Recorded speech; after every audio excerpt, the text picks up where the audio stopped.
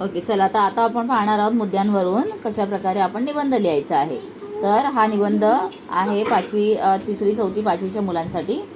चला मुद्दे पाहूयात. गावी जाताना रस्त्यामध्ये आजूबाजूला सगळीकडे झाडे. झाडांबद्दल मनात विचार येणे. झाडे वेगवेगळ्या प्रकारची, काही उंच वृक्ष तर काही छोटी झुडपं तर काही वेली. झाडांचे अवयव: पाने, फुले, फळे, मुळे, फांद्या हे झाडांचे अवयव. झाडांचे उपयोग: सावली, हवा थंड ठेवणे, फळे, फुले, औषधे, ऑक्सिजन मिळणे. झाडे आपल्या मित्रांसारखे मदत करतात.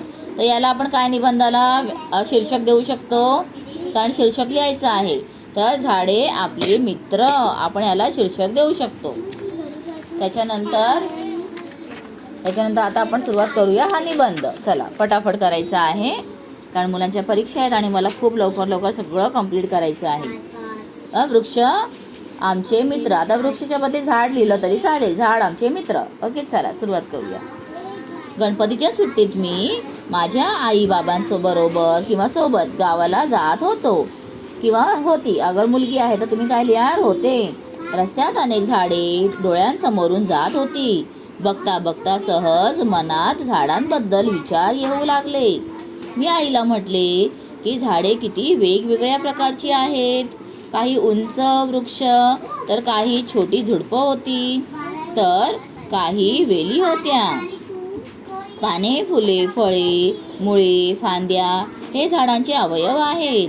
मग आईने व मी झाडांचे उपयोग आठवायला सुरुवात केली. झाडे आपल्याला फळे, फुले, औषधे देतात. झाडांमुळे आपल्याला ऑक्सिजन मिळते, हवा शुद्ध राहते.